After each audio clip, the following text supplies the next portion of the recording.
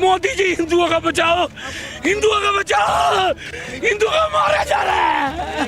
पाकिस्तान नहीं बना होता, इस तरीके से हिंदू नहीं जलाया होता, और जलाता तो फिर उसकी क्या दुर्गति होती या वह भी जानता। बांग्लादेश छोड़ दो, बांग्लादेश छोड़ दो। सिंदूर पहाड़ों की शुरुआत बांग्लादेश से होगी, इनका अंत करने के लिए हम आ रहे हैं। मोहिता मित्रा कह रही कि बांग्लादेश अच्छा देश है, फिर जाए वहाँ क्यों बैठी है यहाँ। और आज अगर हिंदू एक नहीं होगा तो बटेगा तो कटेगा। इसकी कठोर प्रतिक्रिया होनी चाहिए और सब हिंदुओं को मिलकर इसका सामना करना चाहिए। बांग्लादेश में हिंदू युवक दीपू दास की हत्या के बाद बवाल मचा हुआ है। विरोध प्रदर्शन की आग भारत और नेपाल तक पहुंच चुकी है। ये गद्दार है, ये खोर है, ये जो नमक हराम है। बांग्लादेश में जो भी हमारे हिंदू भाई है उनको जलाया जा रहा है, हमारी बहन बेटियों की इज्जत लूटी जा रही है। देश की जनता मोदी सरकार से बांग्लादेश में हिंदुओं की सुरक्षा को लेकर सख्त कदम उठाने की मांग कर रही है। इस बीच उत्तर प्रदेश के मुख्यमंत्री योगी आदित्यनाथ का बड़ा बयान सामने आया है। आप दलितों को वोट बैंक की निगाह से देखते हैं, इसलिए कुछ बोलते नहीं। इसलिए मैं कह रहा हूं ना, देखो बांग्लादेश में एक दलित नौजवान को कैसे जला दिया गया।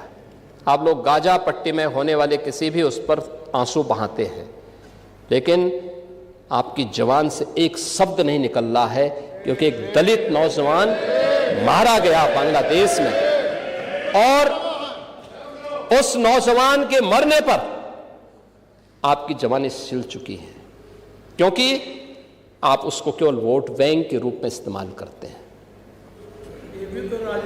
ये राजनीति नहीं है पांडे जी, ये राजनीति नहीं है, ये वो सच्चाई है जो आपकी तुष्टीकरण की नीति है, जिसके कारण बांग्लादेश बना है।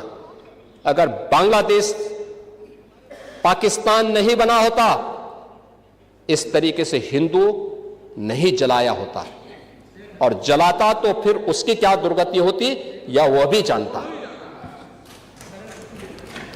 ये सुरक्षा की गारंटी, वहां मारे जा रहे हैं हिंदू, आप लोग नहीं बोलेंगे। एक कैंडल मार्च निकाल के चलते हैं गांजा के मुद्दे को लेकर के, लेकिन पाकिस्तान और बांग्लादेश में हिंदू मारा जाता है तो आपके मुंह बंद हो जाते हैं, क्योंकि मरने वाला हिंदू है, दलित है, आप बोलेंगे नहीं। और यही सच्चाई है।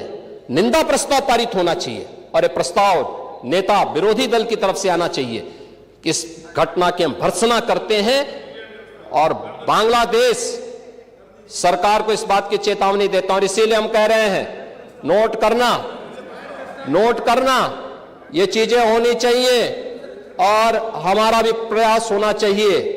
जब बांग्लादेशी को यहां से निकालेंगे और रोहिंग्या को यहां से बाहर का रास्ता दिखाएंगे, तो उनके समर्थन में मत आना, क्योंकि उनमें से बहुत सारे लोगों के वोट आपने बनवाए हैं, उनके बहुत सारे लोगों के लिए आधार भी बनवाने का पाप किया है आप लोगों ने। इसलिए इन चीजों को ध्यान में रखना, और एक एक चीज की स्क्रीनिंग होगी, बहुत प्रभावी कार्रवाई करेंगे। हमारे ही देश में रह करके हमारे लोगों के खिलाफ अपराध, और वहां पे निर्दोष हिंदुओं पर अत्याचार करोगे, निर्दोष सिखों पे अत्याचार करोगे, यह स्वीकार्य नहीं हो सकता है। आज कोई गुंडा किसी इंडस्ट्रीज को फोन नहीं कर सकता, किसी व्यापारी से गुंडा टैक्स नहीं ले सकता, नहीं कर सकता। अगर करेगा तो उसको भी मालूम है कि इसके परिणाम क्या होंगे। कोई जानबूझ करके उलझेगा तो उसको ही मालूम है कि जानबूझ के उलझने का मतलब अब वह स्थिति नहीं है कि जब पुलिस आगे आगे दौड़ती थी और गुंडे उसको पीछे से दौड़ाते थे। अब वह यूपी नहीं है, अब ये वह यूपी है जो हर प्रदेशवासी को सुरक्षा की गारंटी तो देता है, लेकिन हर गुंडे को इसके लिए चेतावनी भी देता है कि सुधर जाओ, नहीं तो यमराज के यहां जाने के रास्ते भी खुले हुए हैं और यमराज का बुलावा आ जाएगा।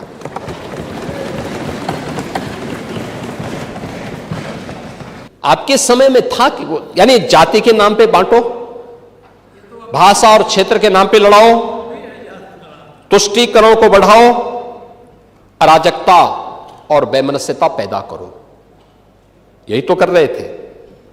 दंगे, जंगल राज, माफिया राज, वन डिस्ट्रिक्ट वन माफिया, गुंडा टैक्स, अवैध वसूली। अभी तो मैंने शुरुआत की, ये तो अभी शुरुआत है। सत्ता के संरक्षण में पैरेलल नहीं, 11 वर्ष नहीं, अभी तो आपको जो है 2047 तक इंतजार करना होगा। अभी 2000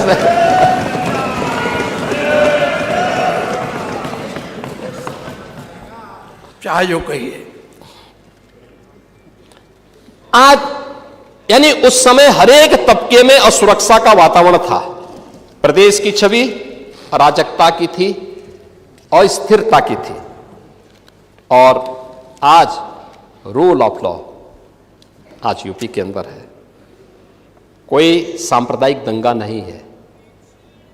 दंगाई, ओह, दंगा कैसे होता है और दंगाई का उपचार कैसे होना है, हाँ, तो बरेली के मौलाना से पूछ लो।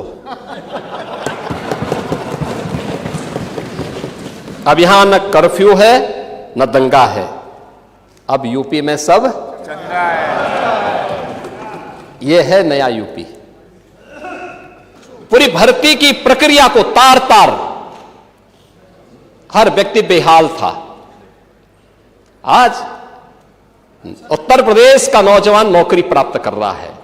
क्या शिक्षा में, क्या उत्तर प्रदेश लोक सेवा आयोग में, क्या अधीनस्थ सेवा चयन आयोग में, क्या पुलिस भर्ती बोर्ड में, और भर्ती की इस प्रक्रिया को ही पारदर्शी बनाने के लिए हम लोगों ने हरेक स्तर पर उस प्रकार के तंत्र को विकसित किया है।